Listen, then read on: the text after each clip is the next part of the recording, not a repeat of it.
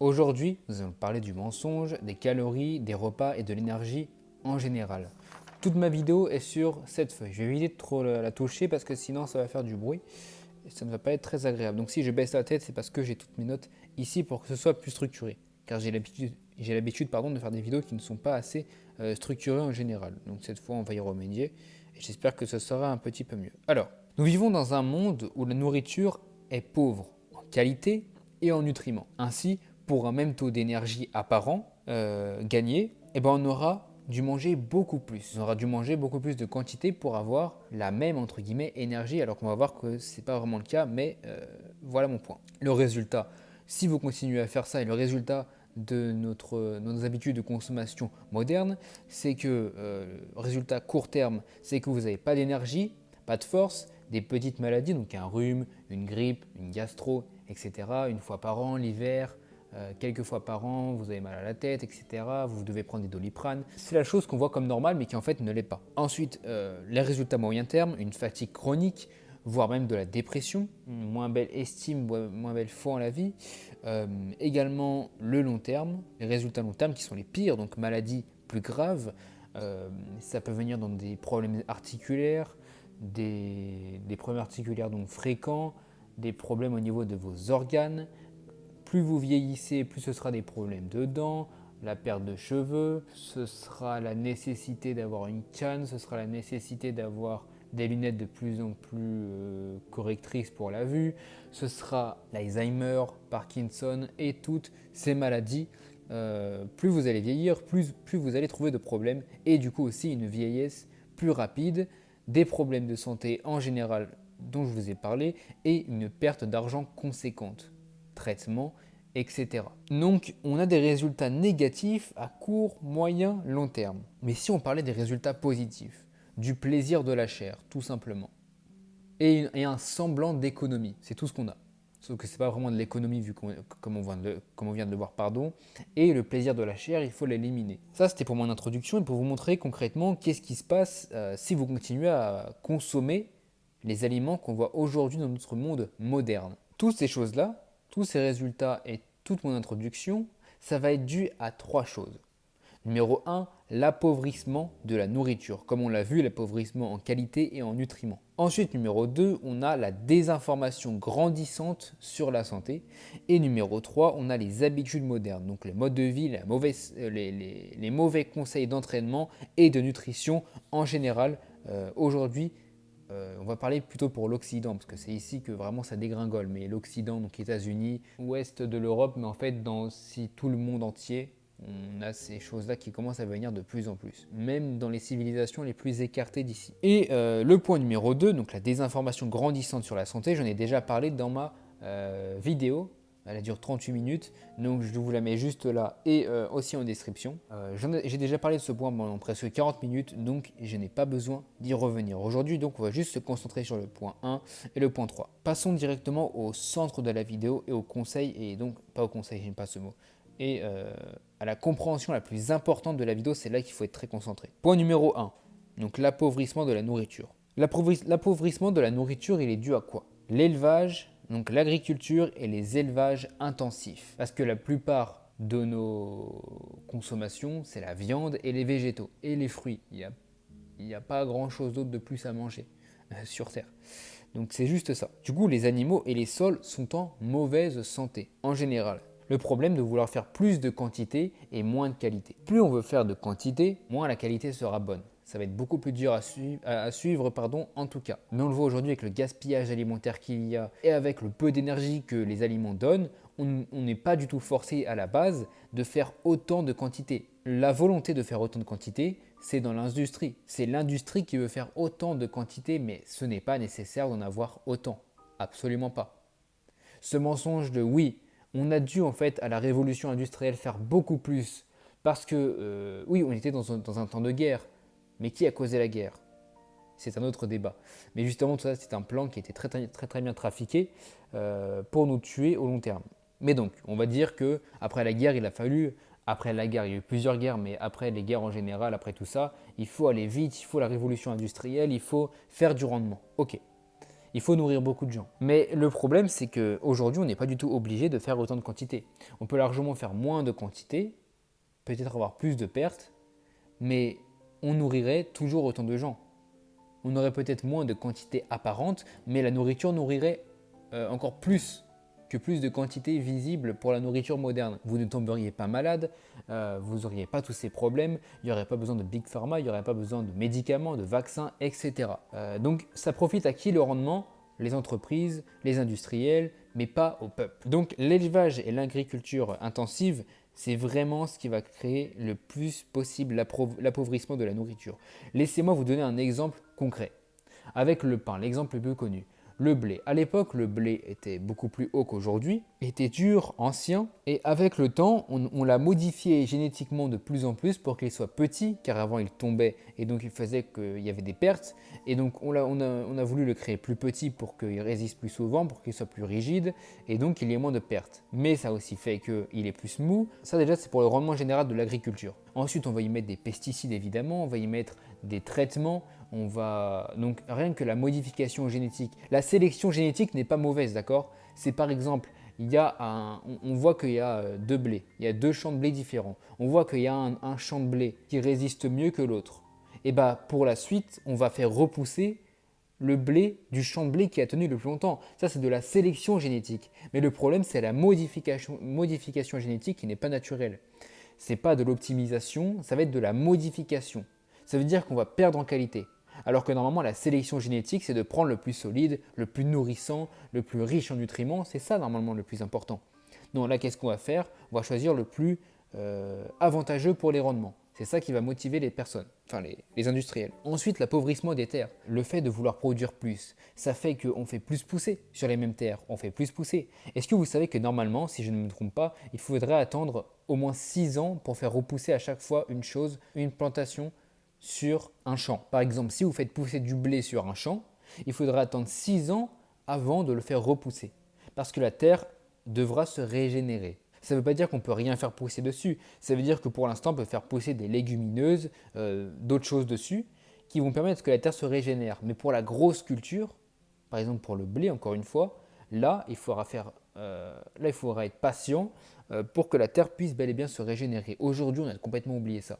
Donc la terre est vide parce que la terre c'est plus important. Pour l'agriculture, c'est comme, on va y venir juste après, c'est la nourriture des animaux. Si l'animal ne mange pas des nutriments qui sont bons pour lui, le résultat, la viande, le lait, les œufs ne seront pas bons.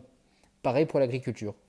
Si votre blé il n'est pas dans une terre qui le nourrit, il est nourri à des choses qui sont mauvaises, il est déjà modifié génétiquement pour pousser plus vite, faire plus de rendement, mais pas pour être meilleur pour la santé ni pour avoir plus de micronutriments, pour être visuellement supérieur, eh bien ici il sera moins nourrissant, il sera moins bon, quoi qu'il arrive. Et c'est ça le problème moderne, c'est ça le problème de l'élevage et de l'agriculture intensive. Là je viens de vous donner l'exemple de l'agriculture, mais je vais vous donner l'exemple de l'élevage. Et c'est d'ailleurs pour ça qu'on dit que les animaux ça pollue, l'élevage ça pollue, c'est totalement faux, parce que normalement les animaux sont censés pâturer de l'herbe.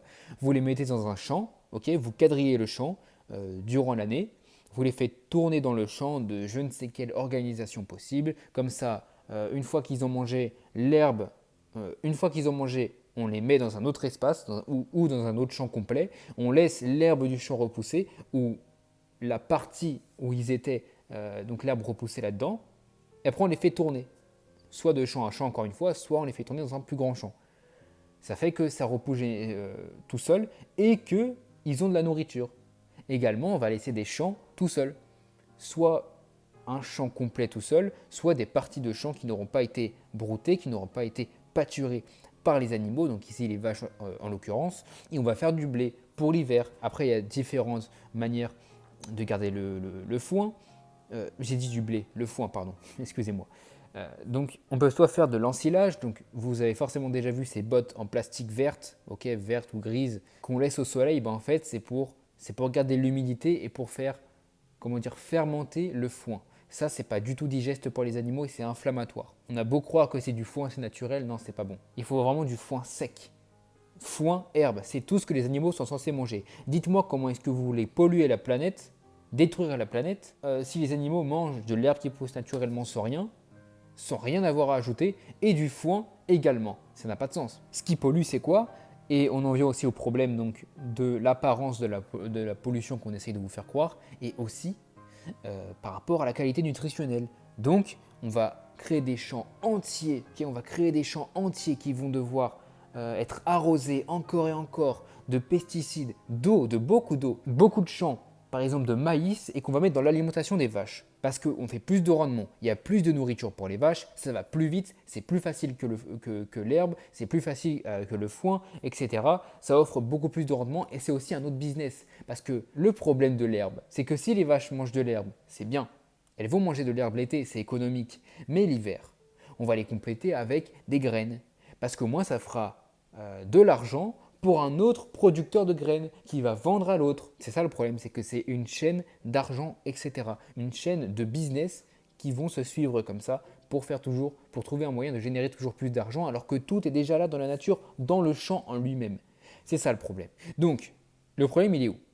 Si le producteur fait du lait ou de la viande avec ses vaches, peu importe la race, peu importe que sais-je. Puisque la vache aura mangé quelque chose d'indigeste et d'inflammatoire pour elle, logiquement, si elle est en mauvaise santé et qu'elle est inflammatoire, dites-vous bien que nous aussi, lorsqu'on mangera son produit, donc le lait ou sa viande, ce sera inflammatoire. Également donc aussi pour les grains, que ce soit les fruits, les végétaux en général, que ce soit les légumes qu'on aura arrosés de pesticides, les fruits aussi, les choses qu'on aura modifiées génétiquement comme le maïs moderne. Donc ça, c'est le piège moderne de l'appauvrissement de la nourriture. Donc concrètement, la solution à ça, c'est quoi? La solution à ça, c'est quoi? C'est de prendre déjà du bio, quoi qu'il arrive. Prenez du bio, toujours, toujours, toujours. J'en ai déjà parlé la dernière fois. Si vous trouvez quelqu'un qui vend quelque chose qui n'est pas dit bio, mais qui est bio, et ben c'est parfait. Voilà, par exemple, moi des fois, je vais me fournir à manger chez une petite productrice qui n'est pas, je ne crois pas qu'elle soit officiellement labellisée bio, mais je sais que ces aliments c'est bio parce que ça vient de chez elle. Même si elle n'est pas dite bio, parce que je crois que ça coûte vraiment de l'argent d'être dit bio, d'avoir ce label, etc. Ça donne beaucoup d'exigences. Mais si elle, c'est petit, ça n'a pas besoin d'être labellisé, mais ça reste un petit commerce et que c'est bio vraiment, si on s'intéresse, si on fait confiance à la personne, si on lui a posé des questions, il n'y a pas de problème. Donc le bio, labellisé, au moins vous êtes sûr, ou alors le local, mais du coup il faut demander, il faut s'intéresser, etc. Et même demander à visiter comment ça se passe. Ce sera encore le mieux. Ensuite, il y a beaucoup de choses. Pour le pain, j'en parle beaucoup de ces interviews, mais il y a une interview entre Mao Brut et Adriano Farano, boulanger, que je vous mets en description, et du coup ici aussi. Je vous la mets juste ici pour que vous puissiez voir comment choisir votre pain. Au moins, j'ai pas à déblatérer dessus pendant des heures. Parce qu'il le fait bien mieux que moi. Ensuite, pour la viande, mangez uniquement. Regardez, par exemple, évitez toutes les poules qui mangent du grain. Si vous mangez du poulet et des œufs, ne prenez pas des poules qui mangent du grain. Les poules, normalement, ça mange quoi? Des restes. Mais quels restes? Des légumes arrosés par des pesticides? C'est ça le problème. C'est que ça crée une chaîne, en fait. Mais il faudrait, au mieux, des poules avec des œufs bio, de la viande bio, qui sont nourries pas avec du grain, mais avec des vers, dans ce qu'il y a dans la terre, les restes, des bons restes, etc. Tout comme le porc, hein, il faut que ce soit des bons restes parce que les porcs, ce sont des recycleurs biologiques, mais souvent on va leur donner des choses qui sont mauvaises. L'idée est bien, on va faire croire que le porc c'est mauvais, que sa graisse elle est mauvaise, mais pas forcément, ça dépend de ce que tu auras mis dedans, de quels déchets tu auras mis. Si tu mets des déchets alimentaires comme des coquilles d'œufs, etc., qui sont bons, naturels, oui, il va faire que recycler, on pourra manger ce qu'il aura recyclé. Mais si ce qu'il a mangé c'est mauvais, dites-vous bien quelque chose, c'est l'inflammation. C'est si un animal n'est pas censé manger ce qu'il est censé manger dans la nature, c'est nul. D'accord? Si vous pouvez vous procurer de la viande qui vient de chasse de la nature, ce sera la viande de la meilleure des qualités. Il n'y a aucun doute là-dessus. Si vous pouvez avoir vos propres poules, écoutez, c'est encore mieux pour vos propres œufs, mais du coup, ne leur donnez pas du grain parce que c'est pas parce que c'est local, c'est pas parce que ça vient de chez vous que c'est bon. Ça ne veut rien dire. Ça, du coup, c'était pour les conseils. Ne prenez que du lait ou de la viande d'animaux qui viennent de pâturage. Toujours, toujours, c'est obligatoire. Pâturage et foin, s'il y a du grain, vous retirez ça tout de suite. Également, parlons-en. Également la stérilisation moderne, la pasteurisation moderne. Ainsi, la pasteurisation, c'est un énorme problème. Mais je prévois de faire une vidéo dessus sur les produits laitiers, etc. en général, qu'est-ce qu'il faut consommer parce que les produits laitiers peuvent être les meilleurs produits au monde comme les pires pour votre santé. C'est vraiment l'extrême. Tout comme la viande, tout comme les produits animaux, mais en fait en général, mais eux pour le coup c'est vraiment les pires les produits animaux.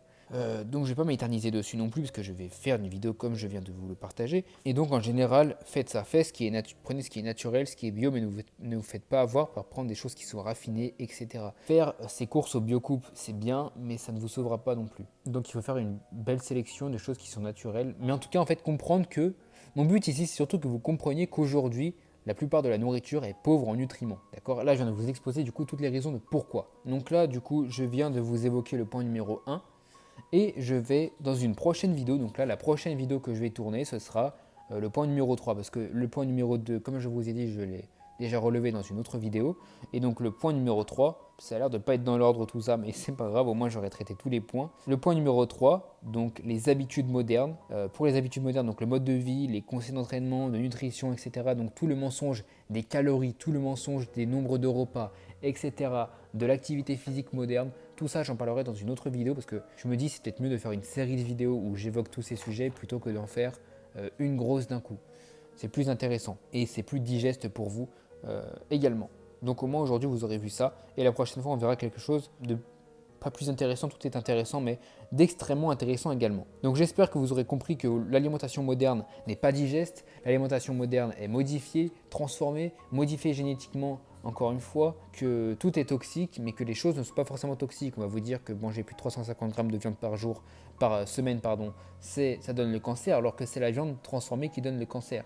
Encore une fois, il faut faire la part des choses. Si la conclusion, c'est juste que il faut une terre riche, il faut du bio, il faut du bon, il faut du local au mieux, il faut du naturel, il faut s'éloigner de tout ce qui est industriel, de tout ça, et vous aurez une alimentation qui est riche.